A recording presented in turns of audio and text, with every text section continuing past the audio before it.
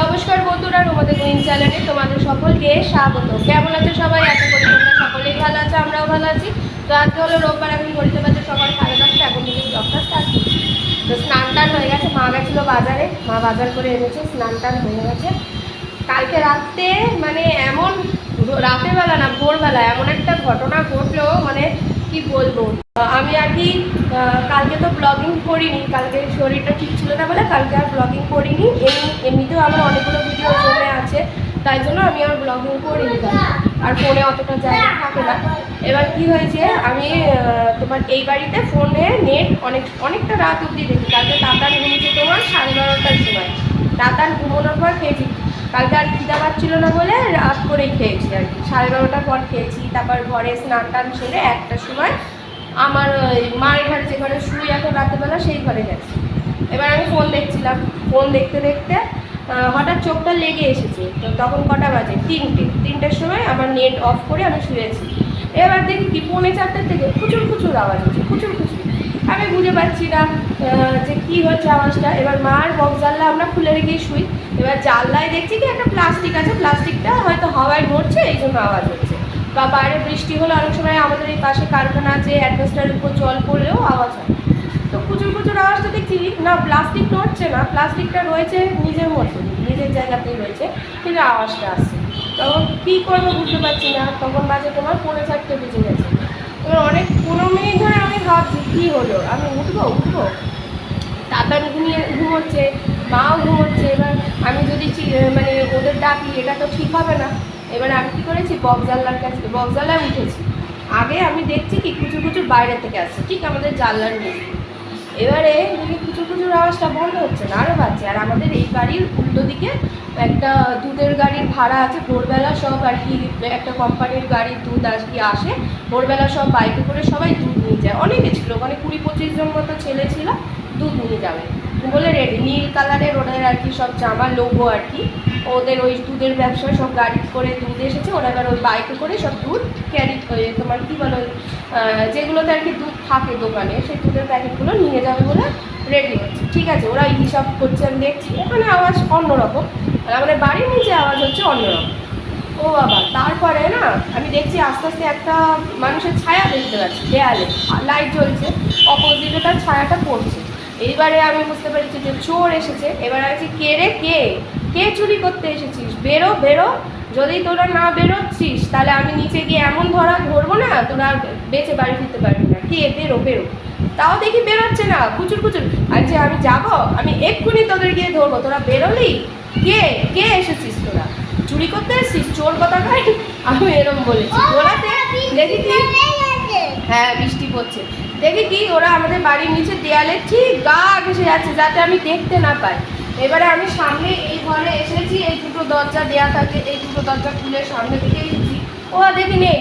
আর আমি দেখতে পেয়েছি ওই ছেলেগুলো, কিন্তু আমি চোর বলে চেল্লালাম, ছেলেগুলো দেখলো, তাও ছেলেগুলো আসেনি হেল্প করতে। আর ছেলেগুলো দেখলো যে দুটো ছেলে বেরিয়ে যাচ্ছে, আমি তাদের পিছন দেখেছি, তাদের মুখ তো দেখিনি। এবার আমি তো বুঝতেও পারছি না। তো আজকে তো তোমার রোববার, তো এবার কালকে ব্যাংক খুলবে, আমাদের এখানে ব্যাংক ভাড়া আছে, সেই ব্যাংকের সিসি ক্যামেরা আছে। এবার ওই সিসিটিভি ফুটেজ যদি ওরা দেখতে পারে তো তাই হবে, নাহলে আর জানাবে না।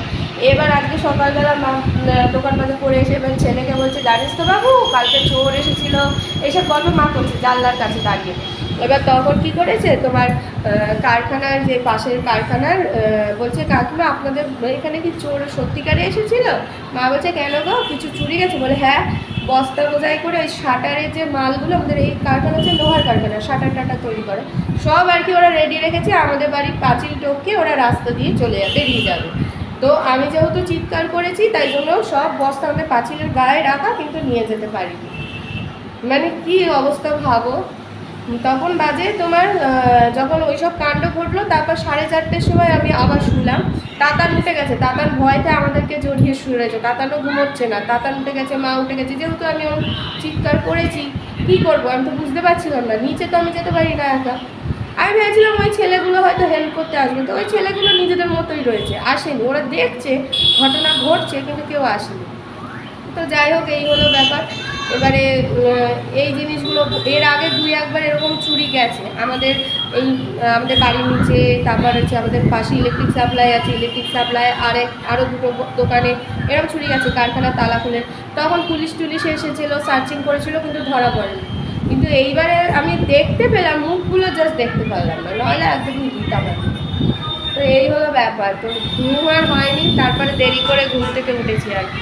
তো তারপরে একেবারে ঘুম থেকে উঠে স্নান টান সেরে নিলাম, এবার খাওয়া দাওয়া করবো। ঠিক চাও খাইনি আজকে, আর ওই টেনশান হয়ে গেছে যে কী হলো, ওরা তো চুরি করতে পারেনি, আবার না আসে চুরি করতে, কী আর করা যাবে, যা চোরের।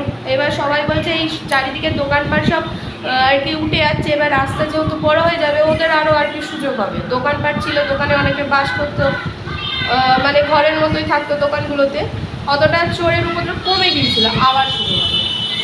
তার কী করা যাবে, নিজেদেরকে সচেতন থাকতে হবে। তো চলো দিনটা শুরু করা যাক। এই ঝিরঝিরি বৃষ্টি পড়ছে, সকাল থেকে রোদ ছিল, আবার বৃষ্টি শুরু করেছে। তো মা বাজার করে এনেছে। তো এখানে এই যে জিলিপি আছে, জিলিপি আছে, তলায় মিষ্টি আছে, ডাল, এই পাউরুটি মাকে আনতে বলেছি কারণ ডিম টোস্ট খাবো সন্ধেবেলা। আর এই যে এই পাউরুটি এনেছে, সাবান, বিস্কুট, এটা কি, এটা ডালিয়া, ডালিয়া, এখানে টমেটো, কুমড়ো, আম এনেছে, চিংড়ি মাছ এনেছে, আবার মাংসও এনেছে। চা বিস্কুট নিয়ে নিয়েছি, এখন চা বিস্কুট খাচ্ছি, পরে টিফিন করব। আজকে সকালে ব্রেকফাস্টে রুটি, এখানে কচু আলুর তরকারি আর একটু পেঁয়াজ নিয়ে নিয়েছি। তো এটা হবে সকালে ব্রেকফাস্ট।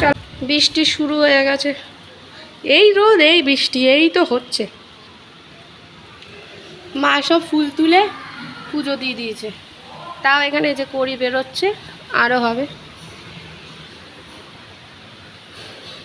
এই ফুলগুলো এত ভালো লাগে, সাদা সাদা থোকা থোকা হয়, আরে না কোনো ইয়ে নেই, টাইম নেই, যখন তখন দেখি। এখন এরকম হচ্ছে তো বিকালবেলা দেখবো থোকা থোকা হয়ে গেছে, যখন তখন এই ফুলগুলো ফোটে, বেশ ভালো লাগে। আর এই একটুখানি গাছ, এটাই পরে বড় হয়ে যাবে, এরকমভাবে রাখা হয়েছে। এটা পরে যে একটু বড় হবে তখন বড় একটা আর কি এরকম টপের মধ্যে রাখা হবে, দারুণ লাগছে।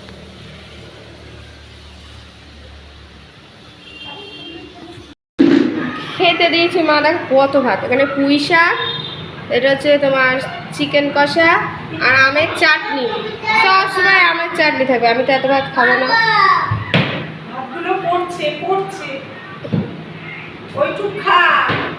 এটা ঠিক আছে, চলো তাহলে খেয়ে নি।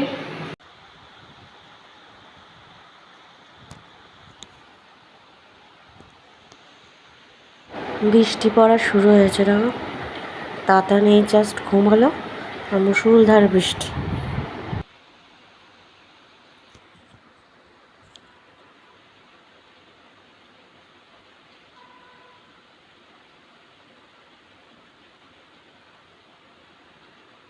মেঘটা দেখো কি ভয়ানক, বাবা দেখছো,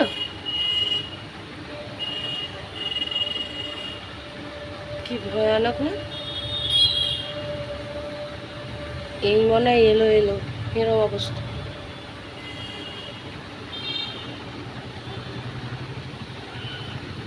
এই যে তাতান পুরো ঘুমোচ্ছে এখন। তো ওদিকে প্লিজ বিলা আরম্ভ হয়ে গেছে, আর এখানে যে আমার চা বিস্কুট নিয়ে নিয়েছি, একে আমার দারুণ লাগে। আজকে সন্ধেবেলা ভাবলাম ডিম, বাবা মা পাউরুটি এনেছে, তো ভাবলাম একটু ডিম দিয়েই করে খাই। তো এই যে পাউরুটি সব কেটে নিয়েছি, কোয়ার্টার পাউরুটি মা খাবে না। আর এখানে তাতানের ডালিয়া হয়ে গেছে, মা রুটিও করে নিয়েছে। তো আমি এখন একটু পাউরুটিটা করে নিই। তো আমার ডিম পাউরুটি রেডি, চলো ঘরে গিয়ে খাই। তাতান এটা কি খাচ্ছ তুমি? মোয়া, কে বানিয়ে দিছে? কে, দিদুল? নামাই দে।